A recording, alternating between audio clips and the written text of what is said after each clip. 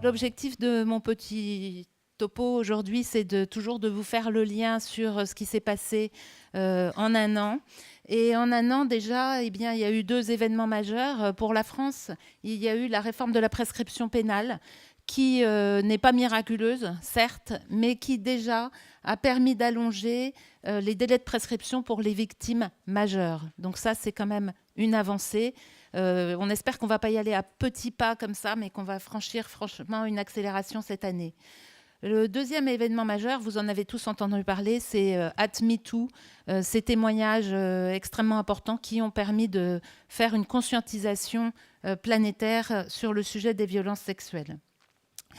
Aujourd'hui, il y a donc des travaux parlementaires en cours, comme le rappelait le sénateur Houpert, avec, comme vous le voyez au Sénat, beaucoup d'activités et des dépôts de lois qui concernent essentiellement donc, les sujets de la prescription et le sujet du consentement.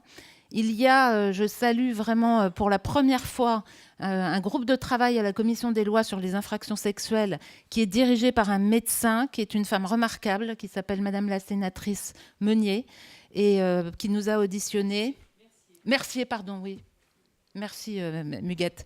On a une pensée pour Michel Meunier, au passage, sénatrice par ailleurs très engagée. Et Marie Mercier, effectivement, en tant que médecin, je pense à les bons niveaux de conscience de la gravité des violences sexuelles. Et c'est assez nouveau qu'il y ait un médecin au niveau de la commission des lois qui fait quand même la pluie et le beau temps sur l'ensemble des lois, que ce soit au Sénat ou à l'Assemblée nationale. Donc ça laisse des espoirs. À l'Assemblée nationale, vous avez également des propositions de loi qui ont été déposées et vous avez ce projet de loi du gouvernement dont on pense aujourd'hui effectivement qu'il est sous-dimensionné. Peut-être que si on en parle beaucoup, que si on fait beaucoup de bruit, on aura un impact puisqu'il n'est toujours pas promulgué. Nous avons eu beaucoup de rendez-vous institutionnels. Vous savez qu'on a un nouveau gouvernement. Nous avons été reçus dans l'ensemble par tous les ministères et de façon plutôt attentive. En revanche, c'est bien d'être écouté, mais il faut effectivement que les gens passent à l'action. Et pour le moment, au ministère de la Santé, nous avons eu un courrier de Madame Buzyn, mais c'est le seul ministère qui ne nous a pas reçus. Donc vous comprendrez à la fin de la journée que c'est encore, enfin c'est en instance. On espère qu'on va les voir. Effectivement, Alain a rappelé, moi aussi je voulais le souligner, que nous n'avons pas de ministère de la famille et de l'enfance et que là, ça pose quand même un certain problème. Alors, Stéphanie Mulot, qui est là, va vous parler des violences faites aux femmes beaucoup tout à l'heure, mais il est vrai qu'on veut toujours vous rappeler que les violences sexuelles sont avant tout, il y a un immense iceberg caché des violences faites aux enfants et qu'on a énormément de mal à l'entendre dans notre pays, même si le Conseil de l'Europe, depuis 2013, rappelle, martèle qu'un enfant sur 5 en Europe est victime de violences sexuelles. Alors c'est vrai qu'à l'âge adulte, les femmes sont plus souvent victimes d'hommes et les personnes vulnérables, mais il y a tout ce pavé de l'enfance qu'il faut absolument accepter de voir, avec donc des statistiques pour la France qui font qu'une femme sur 4 dans notre pays et un homme sur 6 ont été victimes de violences sexuelles. Je remercie François d'être là, François Deveau, parce que vraiment, François, vous avez été les hommes qui avaient osé prendre la parole et vous aviez posé une association qui s'appelle La Parole Libérée avec le juste terme un peu en avance. Vous avez fait un travail remarquable et il est très très important qu'on soit attentif aussi à la parole des hommes. Alors on peut se poser la question, je voulais juste enfoncer le clou sur pourquoi il y a toujours autant de violences sexuelles dans notre pays. Et notre objectif n'est pas de culpabiliser tout le monde, c'est d'avancer, de faire que les choses changent. Et ce qui est important pour que les choses changent, c'est de comprendre qu'on a, en France en particulier, mais dans beaucoup de pays, des problèmes de cadre de référence. Cadre de référence sur la violence, cadre de référence sur l'intimité, cadre de référence sur la sexualité.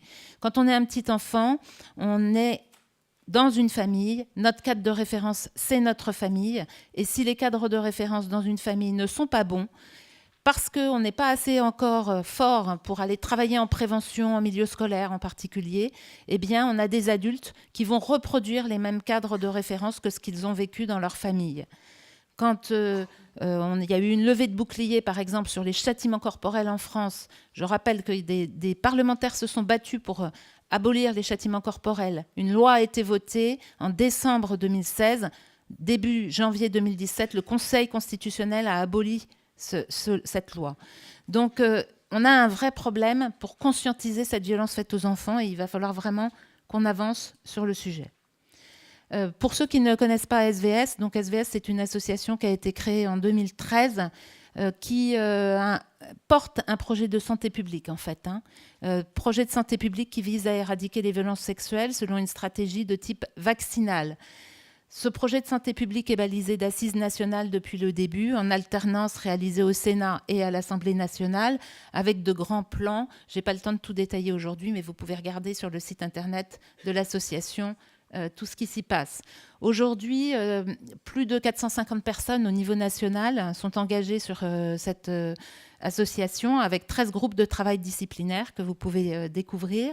Les groupes de travail ont pour objectif de mettre les outils à disposition, en particulier pour déployer cette stratégie. On a beaucoup besoin de travailler tous en transversalité et je suis très heureuse de ces assises parce qu'à chaque fois, nous représentons des corps de métiers différents et il y a des policiers, il y a des gendarmes, il y a des médecins, il y a des thérapeutes, il y a des avocats, très peu de magistrats malheureusement, des sages-femmes, enfin beaucoup de monde, des gens de l'éducation nationale, pas assez, des gens du secteur social, pas assez, mais il y a quand même cette multidisciplinarité qui est là et il faut que tous qu'on travaille et qu'on avance ensemble.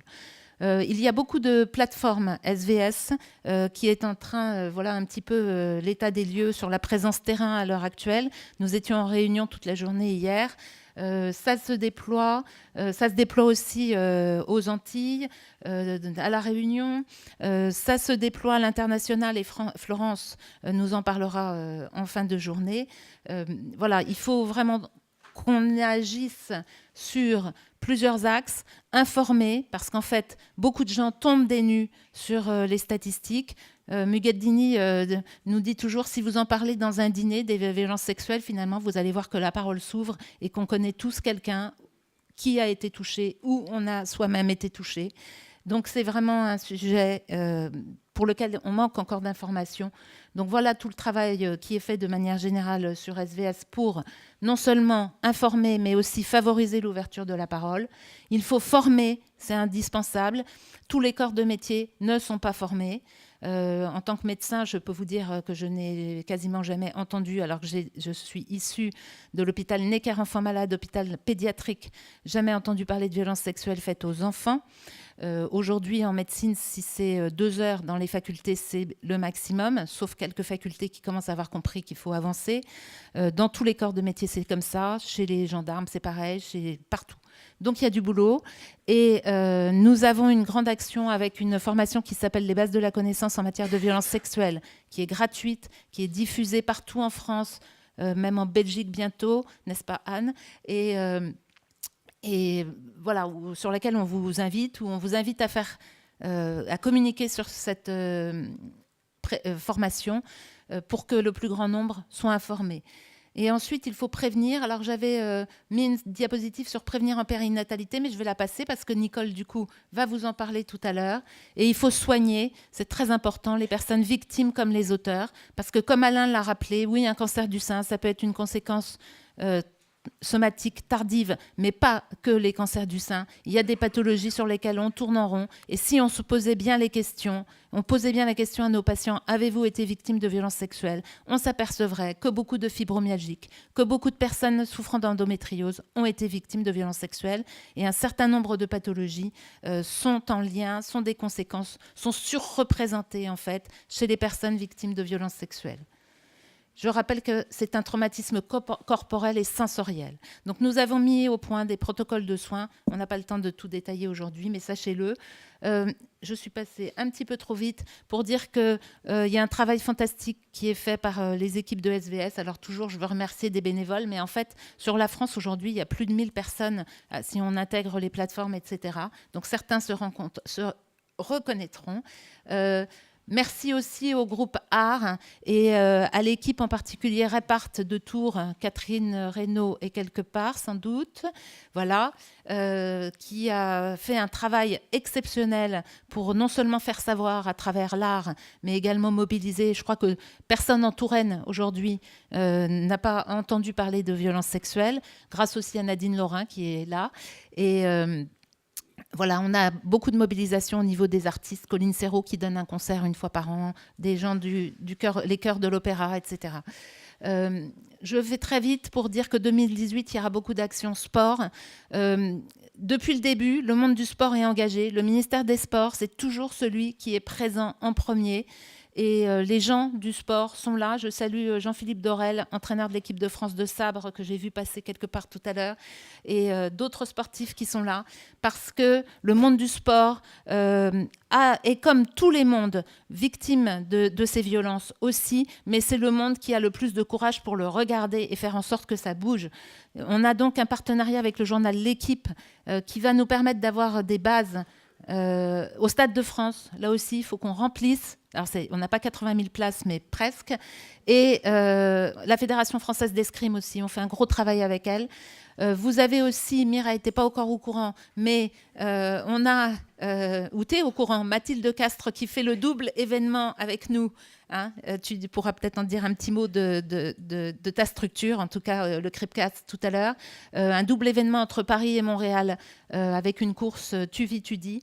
Et puis également le circuit du golf qui va faire un pro-am en faveur de SVS cette année. Donc franchement, un énorme boulot. Merci à Claire Elisès de s'en occuper. Donc je finis pour vous dire des petits mots au point de vue logistique.